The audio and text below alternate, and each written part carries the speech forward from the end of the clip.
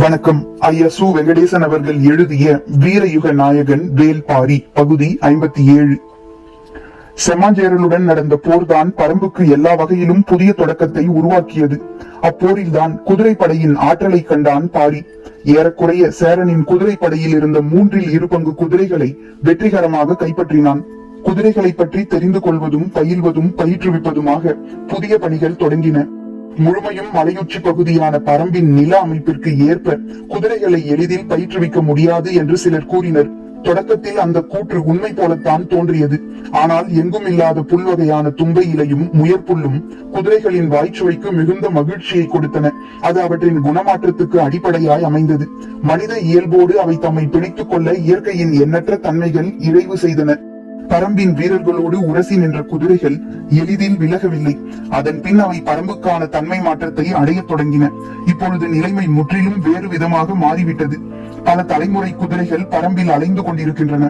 பரம்பின் மருத்துவர்கள் குதிரையை எவ்வித நோயிலிருந்தும் காக்கும் வழிமுறைகளை கண்டறிந்து விட்டனர். செம்மாஞ்சேரலுடனான போர்தான் மாற்றத்திற்கான கண்ணை திறந்து விட்டது என்பான் பாரி. போர் முடிந்த அன்று வெற்றி கொண்டாட்டத்தில் பரம்பு நாடே திளைத்து கிடந்தது. பாரியின் தலைமையில் நடந்த முதற் போர், அதுவும் பேரரசனாக புகழப்படும் சேரனை எதிர்த்து அவனது குதிரைகளில் பெரும் பகுதியை பறித்துக் கொண்டு அவனை வீழ்த்தி முடித்த போர் முறை பலரையும் வியப்பில் அழுத்தியது. இளைஞனான பாரியின் சாதனை இதுவென போற்றி பாடப்பட்டது. கொண்டாட்டங்கள் அளவற்று நிகழ்ந்தன. ஆனால் பாரியின் முகத்தில் அதற்கான மகிழ்வு இல்லை. அதனை கவனித்தான் வாரிக்கையன். தேக்கனின் மகன்கள் இறந்ததால் பாரி மிகவும் சோர்வுற்று இருக்கிறான் என்றுதான் முதலில் நினைத்தான். ஆனால் அது மட்டும் காரணமல்ல என்று பின்புதான் தெரிந்தது. சேர வீரன் ஒருவன் எறிந்த ஈட்டி ஒன்றினை பாரி எப்பொழுதும் உடன் வைத்திருந்தான். கைப்பற்றப்பட்ட ஆயுதத்தை நினைவுக்காக வைத்திருக்கிறான் என்றுதான் வாரிக்கையன் எண்ணினான். ஆனாலும் பாரியை இளைஞனாக மட்டுமே நினைத்துவிட முடியாது. அவனது அறிவு கூர்மை அளவிடற்கரியது என்பதை போர் முனையிலும் கண்டுவிட்டுத்தான் வந்துள்ளோம் என்று நினைத்தபடி இருந்தான் வாரிக்கையன். பாரியின் ஆழ்ந்த சிந்தனைக்கான காரணம் விரைவில் தெரிய வந்தது. பரம்பின் கொல்லர்களை அழைத்து தன்னிடம் இருந்த அம்பினை போன்ற நீண்ட ஆயுதத்தை காண்பித்தான். அவர்கள் வாங்கி பார்த்தனர். இரளைமான் கொம்பினை போன்று முருகிய வடிவுடைய ஆயுதம் அது. கொல்லர்கள் நீண்ட நேரம் பார்த்தபடி நின்றனர். நாம் இரும்பினை வைத்துத்தான் ஈட்டியையும் வேல்முனையையும் உருவாக்குகிறோம். ஆனால் அவற்றை திருகி முறுக்க முடிவதில்லை. நமது ஆயுதங்கள் ஒரே நேர்கோடாக மட்டுமே நீண்டு இருக்கின்றன. ஆனால் இவர்கள் இரும்பினை திருகி முறுக்கியுள்ளனர். இது எப்படி சாத்தியமானது? இது எந்த வகை இரும்பு? இதனை உருவாக்கும் நுட்ப வேலைகளை நாம் எப்படி அறிய போகிறோம்? பாரி கேள்விகளை எழுப்பினான். பரம்பின் கொல்லர்கள் அதற்கான விடையை கண்டறிய இரவு பகலாய் உழைத்தனர். சிறுபாழி நகரில் அமைந்த தொழிற்கூடங்கள் வெவ்வேறு வகைகளில் வடிவமாற்றம் அடைந்தன. நெருப்பு எரியும் மூளை, தாதுக்களை நெருப்பிலிட்டு எடுப்பதற்கான நீள் வடிவ தொட்டி, பக்கச்சுவர், ஊதும் துருத்தி என எல்லாம் வெவ்வேறு வடிவங்களாக மாற்றமடைய தொடங்கின. இரும்பை உருவாக்க தேவைப்படும் தாது களிமண் கட்டிகள் ஒரே இடத்தில் தான் எடுக்கப்பட்டு வந்தன. ஆனால் அவை 3 இடங்களில் இருப்பதை அறிந்து 3ஐயும் எடுத்து வந்தனர். 3இன் தன்மையும் நிறமும் வெவ்வேறானவையாக இருந்ததால் 3ஐயும் 3 விதமாக உலையிலிட்டு வடிக்கும் வேலையை செய்தனர். பரம்பின் பேராற்றல், நெருப்பினை ஆளும் அதன் சக்தி, நெருப்பின் அளவையும் சுடரின் உள்ளிருக்கத்தையும் அவர்களால் கட்டுப்படுத்தவும் தீர்மானிக்கவும் முடிந்தது. அது இரும்பின் மாற்றம் எந்த அளவில் என்னவாக மாறுகிறது என்பதை துல்லியமாக அறியவும் அதே அளவினை பேணவும் ஏதுவாக இருந்தது. உள்ளூற்றிய உலோகம் வெப்பமாகி செந்நிறம் அடையும் பருவத்தை குறிக்க செவ்வெப்பம் எனவும், தவிட்டு நிற புள்ளிகளோடு உலோகம் ஒளிர் செந்நிறத்தை அடைய தேவையான வெப்பத்தை கருஞ்செந்நிற வெப்பம் எனவும், தவிட்டு நிறம் மாறி முற்றாக வெண்மையடைய வெண்ணிற வெப்பம் எனவும் பெயரிட்டனர். வெண்ணிற வெப்பத்தை தாண்டி மேலும் வெப்பமாக்கும் பொழுது அது உருகும் தன்மையுடையதாகிறது என்பதையும் கணித்தனர். இவ்வெப்பத்தை உருவாக்க ஊதும் துருத்தியில் காற்றினை எந்த அளவிற்கு எவ்வளவு காலம் செலுத்துவது என்பதனையும் துல்லியப்படுத்தினர். பெண் யானை துதிக்கையில் மூச்சு விடுவதை போன்ற மிதமான வேகத்தில் தொடங்கி சீற்றம் காணும் காட்டெருமையின் மூச்சு காற்றை போன்ற முழு விசையோடு காற்றினை செலுத்துவதற்கான குறிப்புகளை கணித்தனர். பரம்பின் வடிவ கலைஞன் பல்வேறு வடிவங்களை வரைந்தபடியே இருந்தான். கணித கலைஞன் எந்நேரமும் காட்சிகளை எண்களாக மாற்ற முயன்று கொண்டே இருந்தான். இரும்பு திருகி வளையத் தொடங்கியது. திருகும் இரும்பின் சேர்மானம் கண்டறியப்பட்டவுடன் நிலைமை தலைகீழாக மாறியது. எல்லா ஆயுதங்களையும் வெவ்வேறு வடிவங்களில் வடிவமைக்கவும் வலிமைப்படுத்தவும் அவர்களால் முடிந்தது. கொடிமரவில் கார்முகம் கொண்டது. வில்லின் இருதலை குதைகளிலும் கனம் கூடியது. அதற்கு தகுந்தாற் போல இழுபடும் நான் புது வகையில் உருவாக்கப்பட்டது. பாய்ந்து செல்லும் அம்பின் தொலைவு 3 மடங்கு அதிகரித்தது. கூர்வாலும் சிறுவாலும் ஈர்வாலும் கைவாட்களாக மாறின. கழுமுட்சூலம் ஏந்தி வாரிக்கையன் நின்றதை பார்த்த பொழுது காடே நடுங்கியது. ஆயுதங்களின் கூர் முனையும் ஆற்றலும் அளவிடற்கரியனவாக பரிணமித்தன. யவன தொடர்பால் தமிழ் நிலத்தின் பல மாற்றங்கள் சேர மண்ணில்தான் முதலில் தொடங்கின. வலிமை மிகுந்த குதிரைகள் தொடங்கி வலிமையான போர் ஆயுதத்துக்கான பொறிகள் வரை பலவும் சேர மண்ணில் காண கிடைத்தன. சேரனுடனான பெரும் போரில் பரம்பு வெற்றி பெற்றதால் அவற்றுள் பலவும் பரம்புக்கு அறிமுகமாயின. நவீன மாற்றங்கள் பலவும் பரம்புக்குள் நுழைந்து பாரம்பரியமான அறிவு சேகரத்தோடு இணைந்து பெருவளர்ச்சி அடைந்தன. இது தற்செயல்தான். ஆனால் பரம்பின் வலிமையை அது எண்ணிலடங்காத மடங்குகளாக பெருக்கிவிட்டது. பாரம்பரிய அறிவு சேர்மானத்தோடு நவீன கண்டுபிடிப்புகள் இணையும் பொழுது அது மதிப்பிட முடியாத ஆற்றலை பெற்றுவிடுகிறது. சிறுபாழியில்தான் எல்லாவித ஆயுதங்கள் செய்யும் தொழிற்கூடங்களும் இருக்கின்றன. ஊதும் துருத்தி காற்றை ஊதிக்கொண்டே இருந்தது. கரடி கிண்டுகிற ஈசல் புற்றில் இடைவிடாது ஈசல்கள் பறப்பதை போல துருத்தி ஊதும் அடுப்பில் இருந்து இடைவிடாது நெருப்பு பொறிகள் பறந்த வண்ணமே இருந்தன. செய்யப்பட்ட ஆயுதங்களின் முனையை தட்டி கூர்மையாக்கும் வேலை நடப்பதால் உலோக ஒலி கேட்டுக்கொண்டே இருந்தது. சிறுபாழி கடந்து எவ்வியூர் நோக்கி வந்த பாணன் ஒருவன் தொடர்ந்து எழும் உலோக ஒலி கேட்டு என்ன இது என வினவினான். ஆயுதங்களை தட்டி கூர்மையாக்குகிறார்கள் என்று விடை கூறினர் பரம்பு மக்கள். அப்பொழுது அவன் சொன்னான், பொதினி மலையில் ஆயுதங்களை உலோகத்தால் தட்டி கூர்மையாக்குவதற்கு பதில் வட்ட வடிவ கல் ஒன்றினை உருட்டியபடி அதன் மேல் உரசுகிறார்கள்.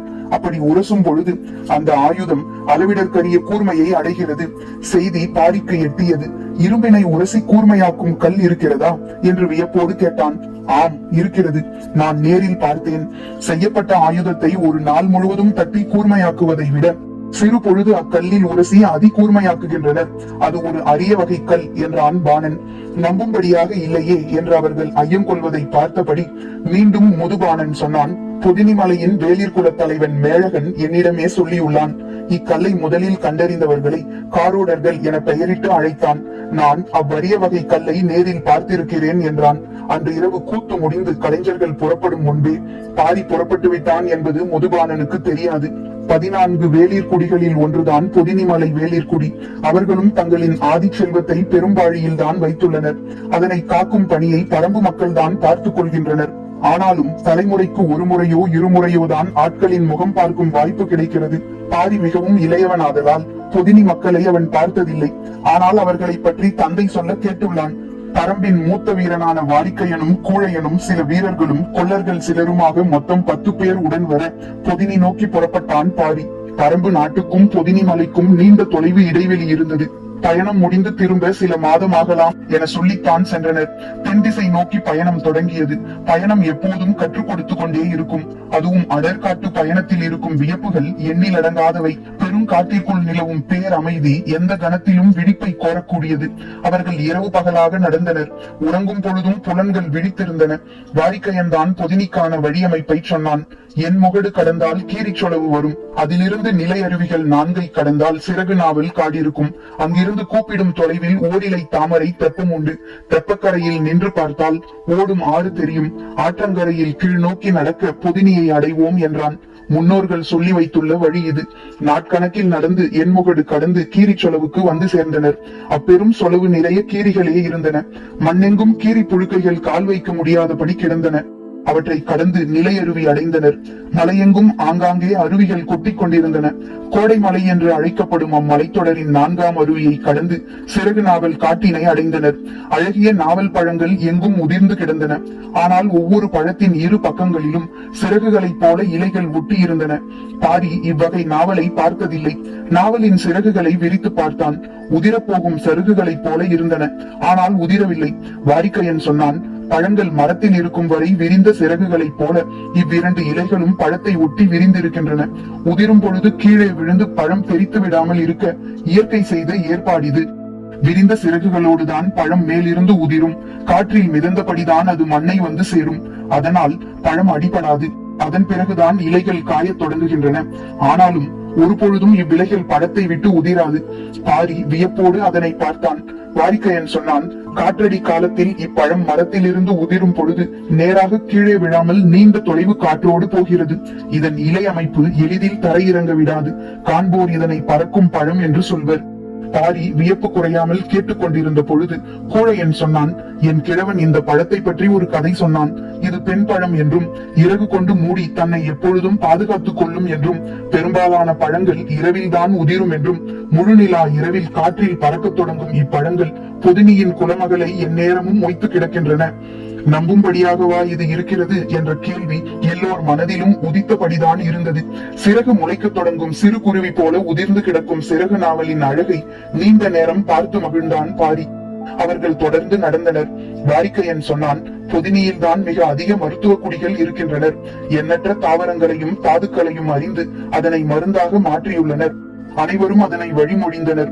வேளிர் கூட்டத்தில் மருத்துவ அறிவின் உச்சங்கண்டோர் பொதினி வாழ் வேளிர்களே என்று முன்னோர் சொல் கேட்டுள்ளதாக கூழையன் சொன்னான். பேசியபடி ஓரிலை தாமரை தெப்பத்தை கடந்து ஆற்றின் ஓரம் இறங்கத் தொடங்கினர். கீழே இருந்த சிறு குன்றில் குடில்கள் இருப்பது தெரிந்தன. இரவு இங்கே படுத்துறங்கி காலையில் எழுந்து அக்குன்று நோக்கி நடப்போம் என முடிவு செய்தனர். உறங்கும் இரவுகளில் கனவுகளை நிறுத்தும் வல்லமையை மனிதன் ஒருபொழுதும் பெற்றுவிட முடியாது. பழங்கள் பறப்பது நம்பும்படியாகவா இருக்கிறது என கேட்ட பாரியின் கனவில் பழங்கள் பறந்து கொண்டிருந்தன. அவை பொதினியின் குலமகளை அடையுமா என்று அவன் எண்ணிக்கொண்டிருந்த பொழுது காலடி ஓசை கேட்டபடி இருந்தது. யாரோ நம்மை சுற்றி நிலை கொள்கின்றனர் என்பதை பாரி உணர்ந்தான். ஆனாலும் அசைவின்றி படுத்திருந்தான். பொழுது விடியும் பொழுது பொதினி வீரர்கள் ஆயுதங்களோடு சூழ்ந்திருந்தனர். எழுந்து உட்கார்ந்தான் பாரி. சற்று முன் எழுந்த வாரிக்கையன் அவர்களோடு பேசிக் கொண்டிருந்தான். பாரி கேட்டான், நள்ளிரவே வந்துவிட்டீர்களே, ஏன் அமைதி கொண்டே நின்றீர்கள்? கடம்ப மரத்தின் அடிவாரத்தில் வேலூன்றி படுத்திருப்பவர்களை நாங்கள் தாக்க முடியாதே, காப்பதுதானே எங்களின் கடமை என்றான் வந்துள்ள வீரன். கடம்ப மரம் முருகனின் உறைவிடம். அம்மரத்தின் அடிவாரத்தில் படுத்துறங்குபவர்கள் யாராக இருந்தாலும் அவர்களை காப்பது வேலியர்களின் கடமை. பரம்பின் மக்கள் அங்கு படுத்துறங்கியதும் பொதினி வீரர்கள் அவர்களை காத்து நின்றதும் வேலிர் குலங்களின் காலகாலத்து பழக்கம். வந்துள்ளது யாரென விசாரித்துவிட்டு பொதினி தலைவன் மேழகனுக்கு செய்தி சொல்ல வீரர்கள் ஓடினர். வேல்பாரி வந்துள்ளான் என்று செய்தி சொல்லப்பட்டது. செம்மான் ஜேரலுடனான போர் பாரியின் பெயரை நிலமெங்கும் கொண்டு போய் சேர்த்து விட்டது. பொதினி தலைவன் மேழகன் பாரியை எதிர்கொண்டு வரவேற்க மலையேறி வந்தான். பொதினி தலைவனுக்கு கொடுப்பதற்காக பரம்பின் ஆதிக்கல்லான ஆலப்பனை கல்லினை மூங்கிற் குடுவை நிறைய எடுத்து வந்திருந்தனர். எதிர்வந்த மேழகனோ பொதினியின் பூர்வ கல்லான ஐஞ்சுவை கல்லினை கொடுத்து வரவேற்றான். நான் நினைத்ததை விட இளைஞனாகவும் மாவீரனுக்குரிய உடல் தகுதியோடும் பாரி இருக்கிறான் என்று மேழகன் புகழ்மாலை சூடியபடி இருந்தான். வரவேற்பும் விருந்துமாக பின்வந்த நாள்கள் கழிந்தன. செங்கார் சேவல் அடித்து மேழகன் தொடர்ந்து விருந்து வைத்தான். விருந்தின் சுவையில் மகிழ்ந்த பாரி 3ஆம் நாள்தான் தான் வந்த நோக்கத்தை தெரிவித்தான். மேழகன் சற்றே வியந்தான். இச்செய்தி அதற்குள் அங்கு எப்படி போனது என சிந்தித்தபடியே சொன்னான். இரும்பினை கூராக்கும் அக்கல்லுக்கு சாணைக்கல் என்று பெயரிட்டுள்ளோம். அதனை எப்படி வெட்டி எடுத்து உருளையாய் செய்து முடிக்கிறோம் என்பதை உங்களை அழைத்துச் சென்று காண்பிக்கிறேன் என்றான். காண்பித்தால் மட்டும் போதாது, எங்களுக்கு நீங்கள் அதனை கொடுத்துதவ வேண்டும் என்றான் வாரிக்கையன். மேழகன் சொன்னான், எம் குலம் கண்டறியும் எதனையும் பயன்படுத்தி குறை தீர்ப்போம். பயன்பாட்டுக்கு கொடுத்தனுப்பும் வழக்கம் இல்லை. ஆனாலும் வேளிர் குலத்தோடு ஒரு மாற்றை செய்யலாம் என்பது முன்னோர் வாக்கு. எனவே நீங்கள் கேட்கும் ஒன்றினை என்னால் தர முடியும் என்றான். மேழகனின் சொல் கேட்டு எல்லோரும் மகிழ்ந்தனர். சாணைக்கல்லினை பெற்றுச் செல்ல இருந்த தடை அகன்றது. மறுநாள் சாணைக்கல் இருக்கும் இடத்துக்கு சென்றனர். அதனை எடுத்து அரக்கு கலந்து ஓர் உருளையாக மாற்றி காய வைக்கின்றனர். நன்றாக காய 1 வாரம் ஆகும் என்றார் மேழகன். காத்திருந்து பெற்றுச் செல்கிறோம் என்று பொறுத்திருந்தனர். நாள்தோறும் பொதினிமலை மருத்துவர்களின் செயல்களையும் தொழில் கலைஞர்களின் செயல்களையும் அவர்கள் கூர்ந்து கவனித்து வந்தனர். ஆனால் பாரி வேறொன்றை கவனித்தபடி இருந்தான். வந்த அன்றே மேழகன் மகள் ஆதினியை பார்த்து விட்டான். ஆனால் பாரியின் கவனம் முழுவதும் சாணைக்கல்லின் மீதே இருந்ததால் வேறு பக்கம் திசை திரும்பவில்லை. பலமுறை ஆதினியின் கண்கள் பாரியை கடந்து போக முடியாமல் தவித்ததை மற்றவர்கள் பார்த்தனர். சாணைக்கல்லினை தருவதாக மேழகன் சொன்ன பின்னர் தான் பாரிக்கு வேறு சிந்தனையின் பக்கம் எண்ணங்கள் போகத் தொடங்கின. ஆனால் அதன் பின் ஆதினி பாரியின் பக்கம் திரும்பி கூட பார்க்கவில்லை. ஏன் இந்த மாற்றம் என்று அவள் தோழிகளுக்கு விளங்காததை போல பாரிக்கும் விளங்கவில்லை. சற்றே குழப்பத்தில் தான் இருந்தான் பாரி. அவள் தன்னை தவிர்க்க தொடங்கிய பிறகுதான் அவளை பார்த்தாக வேண்டும் என்ற வேட்கை அதிகரிக்க தொடங்கியது. ஆதினியோ அவன் கண்ணீர் படாமல் கடந்து கொண்டிருந்தாள். அவள் தவிர்க்கும் கணமெல்லாம் தவிப்பு மேலெழுந்தபடி இருந்தது. பாரியை தவிர மற்ற அனைவரும் பக்கத்தில் இருந்த மருத்துவ குடியிருப்புக்கு போயிருந்தனர். வாரிக்கையனும் கூழையனும் ஆளுக்கு ஒரு பக்கமாக போய் பார்த்து வருவோம் என்று சொல்லி இரு கூறாக பிரிந்து சென்றனர். கூழையன் போன திசையில் எரியும் நெருப்பின் மேல் சிரட்டையை வைத்து அதில் நீரூற்றி மருந்தினை காய்ச்சி கொண்டிருந்தார் மருத்துவர். அதனை பார்த்த கூழையனுக்கும் மற்றவர்களுக்கும் பெரும் வியப்பாக இருந்தது. நெருப்பில் சிரட்டை எரியாமல் எப்படி இருக்கிறது, நீர் எப்படி கொதிக்கிறது என கேட்டனர். அம்மருத்துவர் சொன்னார், பிரண்டையின் மேல் சிரட்டையை நன்றாக தேய்த்து காய வைக்க வேண்டும். பின்னர் சிரட்டையை பக்குவமான சிறு நெருப்பிலே வைத்தால் சிரட்டை எரியாது, உள்ளே இருக்கும் நீர்தான் கொதிக்கும் என்றார். பிரண்டை நெருப்பை கடத்தும் ஆற்றலோடு இருப்பதை அம்மருத்துவன் எளிய முறையிலே சொல்வதை வாய்ப்பிழந்து கேட்டுக்கொண்டிருந்தனர் கூழையன் கூட்டத்தினர். வாரிக்கையனோடு போனவர்கள் அவ்வூர் முழுவதும் சுற்றி வந்து ஒரு குடிலில் உட்கார்ந்தனர். தாகமாக இருந்ததால் குடிக்க நீர் கேட்டான் ஒருவன். உள்ளிருந்த பெரியம்மா ஒருத்தி, சிறிது பொறப்பா, எலிக்கு தீனி வைத்துவிட்டு வருகிறேன் என சொல்லி உள்ளே போனாள். இவர்கள் உட்கார்ந்திருந்த இடத்தின் ஓரம் பெரும் பூனை ஒன்று நின்று கொண்டிருந்தது. பூனை இருக்கும் இடத்தில் எப்படி எலிக்கு தீனி போடுவாள் என குழம்பிக் கொண்டிருக்கையிலே கை நிறைய பயறுகளை எடுத்து வந்து வாசலோரம் தூவிவிட்டாள். செடி கொடிகளின் இடுக்குகளில் இருந்து 7-8 எலிகள் வந்து அதனை மேயத் தொடங்கின. பூனை அவற்றின் மீது பாயப் போகிறது என நினைத்து சற்றே பதற்றத்தில் வாரிக்கையனும் மற்றவர்களும் உட்கார்ந்திருந்தனர். ஆனால் பூனை எதுவும் செய்யாமல் அப்படியே இருந்தது. வாரிக்கையன் பேரதிர்ச்சிக்கு உள்ளானான். எலியை விரட்டி பிடிக்காத பூனை எப்படி இருக்க முடியும்? அவனால் நம்பவே முடியவில்லை. மேலும் கீழுமாக பார்த்து வெடித்துக் கொண்டிருந்தான். பெரியம்மா குவளையில் தண்ணீர் கொண்டு வரும் பொழுது வாரிக்கையன் கேட்டான், இந்த பூனை ஏன் எலியை பிடிக்காமல் உட்கார்ந்திருக்கிறது? இதென்ன கேள்வி? அந்த பூனைக்கு அருகில் இருப்பது என்ன செடி? வாரிக்கையனும் மற்றவர்களும் அந்த செடியை உற்று பார்த்தனர். அவர்களால் அது என்ன செடி என கண்டறிய முடியவில்லை. அவர்கள் விழிப்பதை பார்த்தே அவள் சொன்னாள், அது பூனை வணங்கி. அவர்களுக்கு அப்பொழுதும் புரியவில்லை. அந்த செடியின் வாசனை பட்டால் சிறிது நேரம் பூனைக்கு மயக்கம் வந்துவிடும். அதனால் எதுவும் செய்ய முடியாது, அப்படியே உட்கார்ந்து விடும். எலிக்கு தீனி வைக்கும் முன் பூனைக்கு அந்த செடியின் அடிவாரத்தில் சிறிது உணவு வைத்தால் போதும். தின்று முடித்தவுடன் மயங்கி உட்கார்ந்து விடும். அப்பொழுது எலிகளுக்கு உணவிட்டால் அவை வந்து மேய்ந்து விட்டு போகின்றன என்று சொல்லி சென்றாள். வாரிக்கையனுக்கும் மற்றவர்களுக்கும் வாய் பேச எதுவும் இல்லை.